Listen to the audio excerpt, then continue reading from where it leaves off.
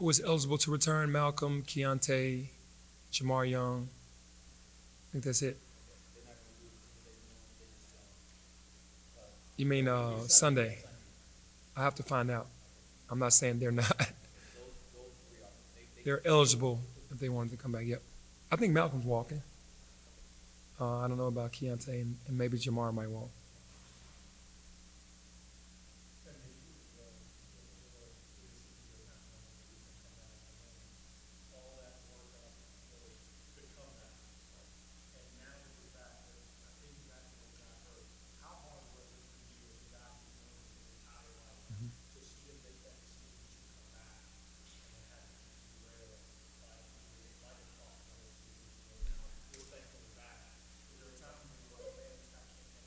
Absolutely, absolutely. Because he plays so hard, he's subject to those type of injuries. But I just hate when it happened because I was hoping it didn't take him out. Because you got to remember the year that we went to the NIT and won it, he didn't play the rest of that season, so he missed out on that championship. So, for him making the decision to come back, like you said last year, pouring that all into my decision is to go and try to play, and hurt his ankle. Ankle was still hurt, had ankle surgery, and then to come back and have the groin.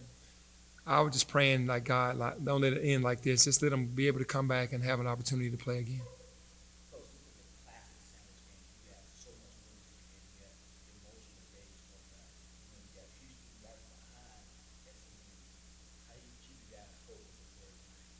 We've been able to do it all year long. We never look past anybody, and SMU is capable.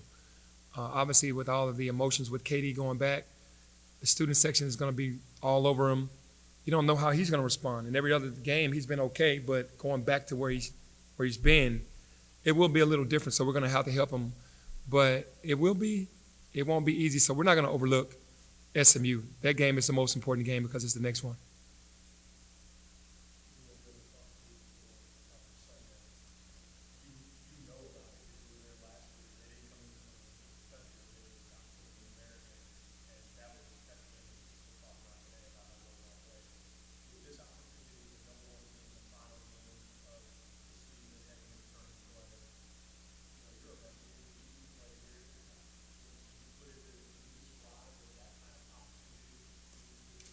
Yeah, it's called a blessing. You get a chance to have the number one team come into your building on senior day, the last game of the year with a packed house. It will be packed.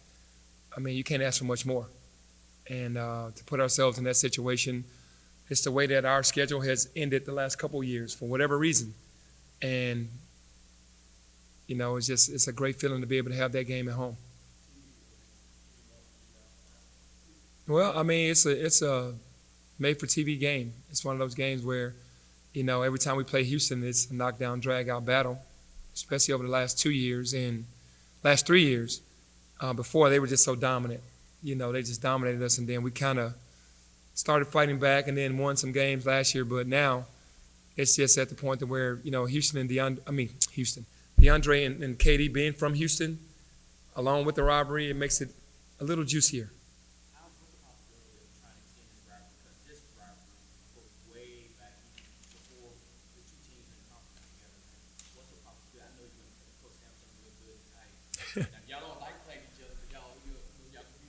Yeah, I would love to continue the series with Houston because they just always make us better.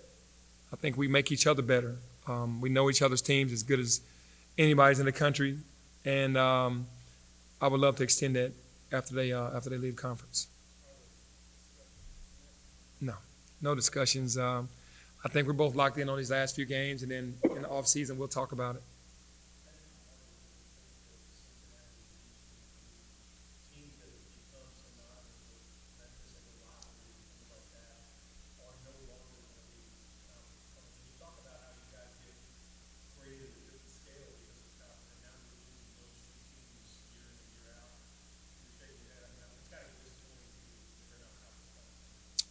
It is, but I trust the conference that we're going to be competitive and hopefully get some respect. But it's just the rest of the nation is going to lose that respect because they think that it's a one and a half bid conference already, and you're losing Cincinnati and Houston.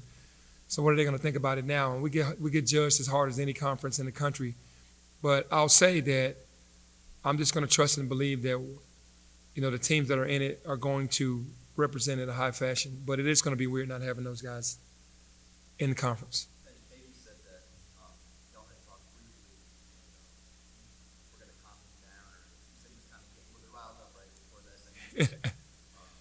How have you seen him already on 10 as far as emotion? Yeah, for sure. You can just tell, not only being on 10, but the nerves. He's going to have nerves. I'm sure after jump ball and he gets going, he'll be okay. But leading up, driving to the game, going to the arena for shoot around, 2 times he'll go to the arena for a shoot around, tomorrow night and Thursday, and being on campus again, it's going to give him some emotions, but he's about business as well. But I'll be there to help him for sure, on the court and before we go to the game. What do you tell a guy like that to help him? Well, I mean, I had to go back to Orlando after I had been there for 6 years, and there's nothing that can prepare you for that. But, I've been in his shoes, and just to say, just take deep breaths. Know that it's going to be a little weird, and just try to get past it as fast as you can. Once the game starts, you'll be okay.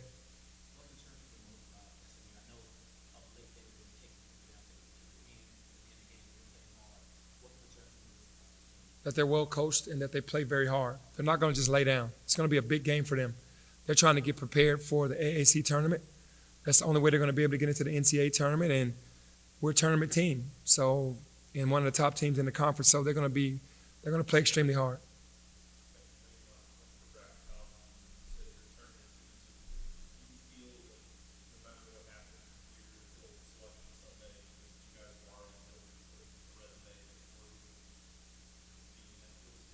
Absolutely, but we still don't take anything for granted. We're still on 100% of understanding that if we lose any game, it could cost us. So we're going into every game as if we're not in, but we feel like our resume should have us in.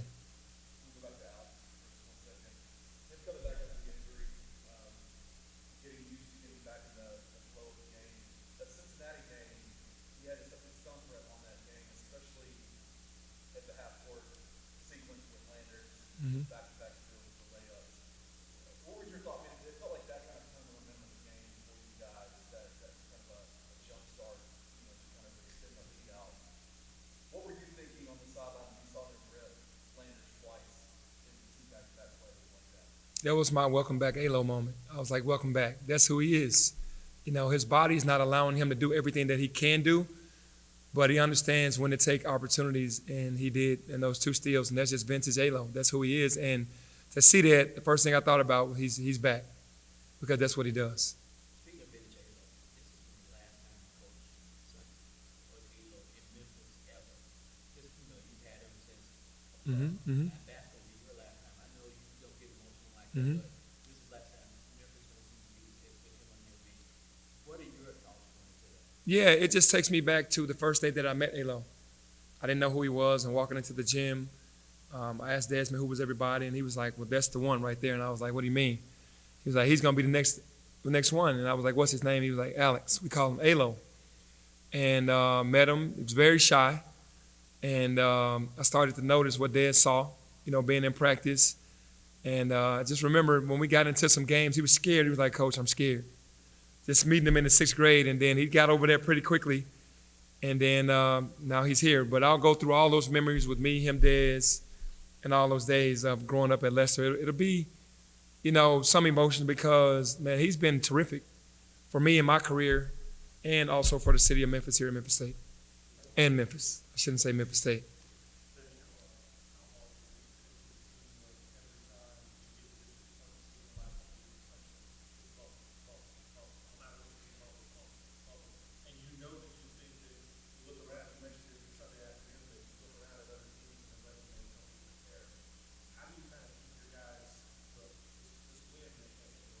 Yeah, we have a chance to control our own destiny.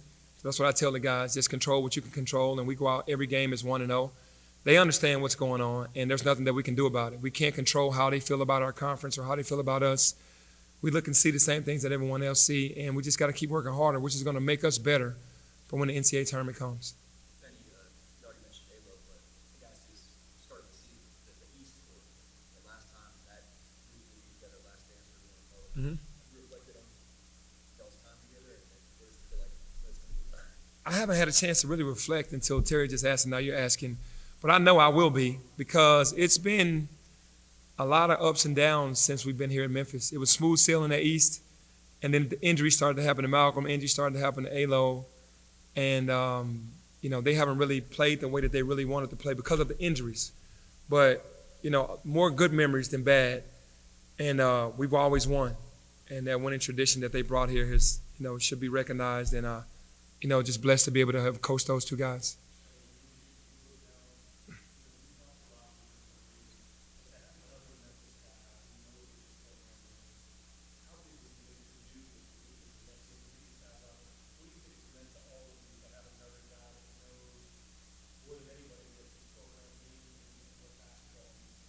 Yeah, even though he's not from Memphis, he is a Memphian. He's been here long enough.